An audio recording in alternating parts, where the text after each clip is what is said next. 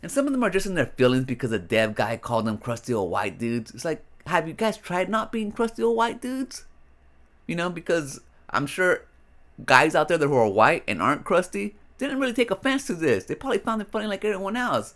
But no, you guys like to play victim so much that you guys are start accusing him of illegal hiring practices, even though nowhere in that sentence did he say that he'll be hiring people based on their creed, on their race, or anything else. But you guys automatically just jump to that shit. Why? Because you're freaking crusty old white dudes. Except for Grumps, he's a wannabe crusty white dude.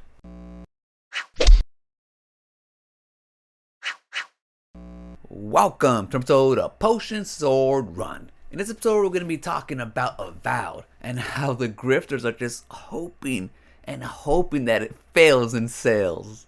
Now, word on the street is that Avowed is pretty good. Not great, but doesn't suck either. It's just, a pretty good game. Solid. A solid 8, which is great. There have been some people that had issues, but there's also others that haven't. So, it is what it is. And by the looks of it, so far the sales are pretty good too. It looks like Aaron Greenberg is pleased. But the game still doesn't come out till next week, so there's still going to be more sales to come. But that's not stopping the grifters from already calling Avowed a failure.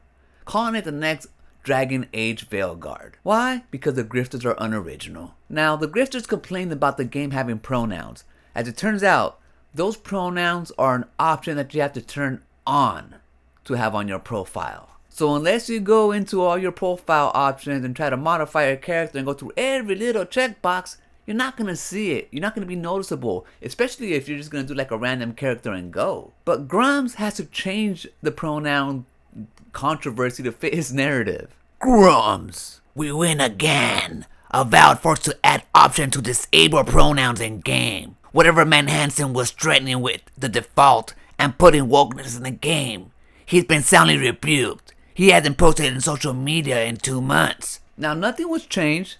The only thing that Grumps and everybody else saw back in the day was a screenshot of she, her. And he assumed that the world was falling around him. But it turns out it was always an option to begin with. But we already know these kind of people. They don't like options in games. They're complaining about Doom having sliders. But the thing is, I'm not sure if Grumps is upset that it still has pronouns because he's come out and say that gayness doesn't equal woke. So I don't, it's like very contradictory. So it's kind of hard to follow him on that logic. But the likes of John Della Rose and John F. Trent, no, we know they just don't like pronouns period in their games. John Della Rose. It's still in there as a default though. Just go to show that they know people don't want it. Admission is the first step, but we have a long way to go. The ride never ends. And that's right. The ride's never going to end because there's always going to be transgender, gay, others making games that you love. They're out there making games, building cars, making TV shows, writing scripts, comedy, freaking building blocks, everything, because they're just normal people like you and I who live normal lives and have normal jobs.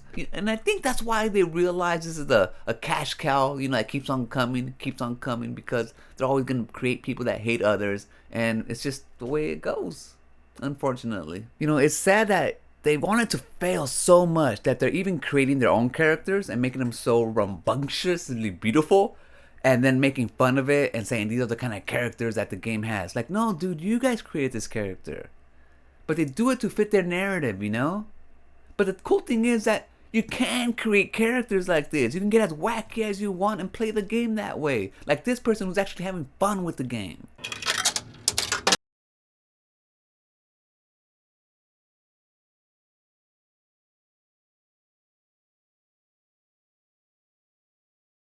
Help.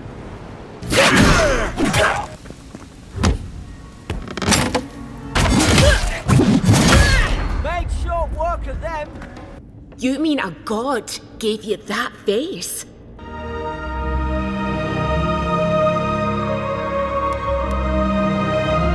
And that's the thing that they've forgotten. They've forgotten that these games are made to have fun with. They focus on the little things and try to ruin it instead of having fun. Why? Because they're not really playing these games. They look at it as an easy dollar.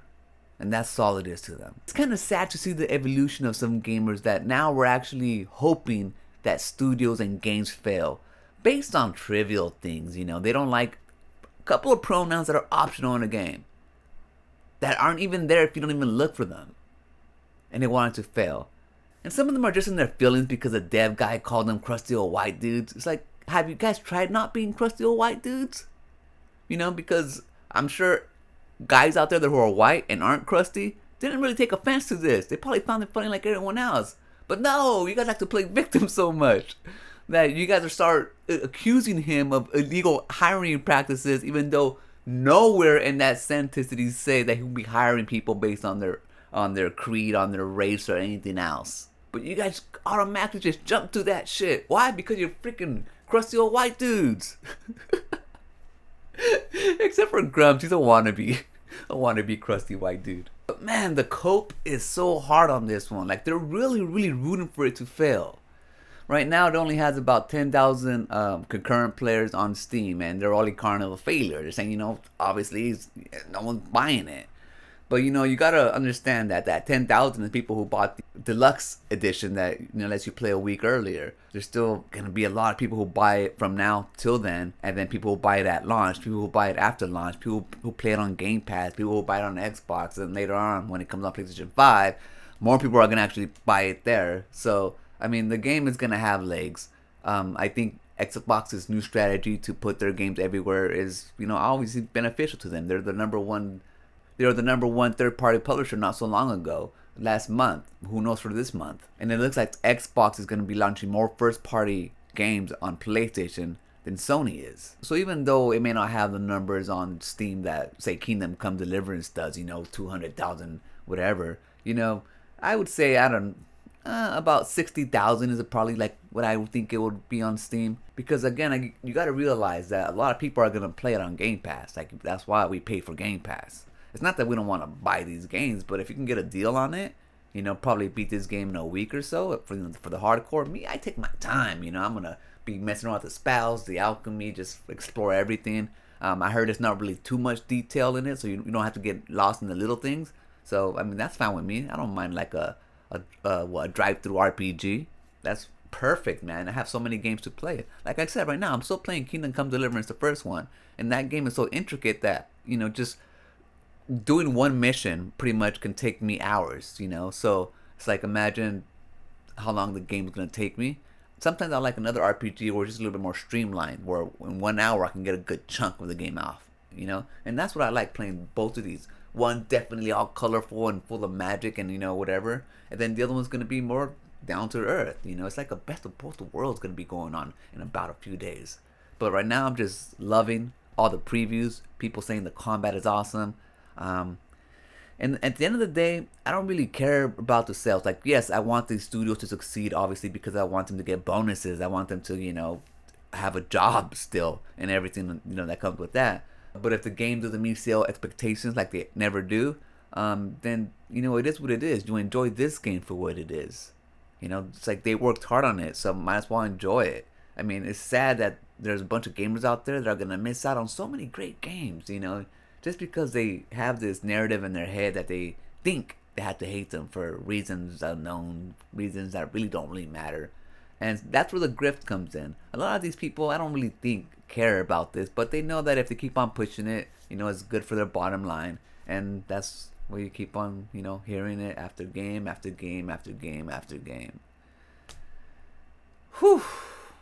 Anyways, it looks like they're not going to let it go. It looks like Avowed is going to be their next Dragon Age. And they're going to try to drag it into the mud as much as they can. So in the end, it's really up to the gamers out there. If this game looks good to you, go ahead and play it.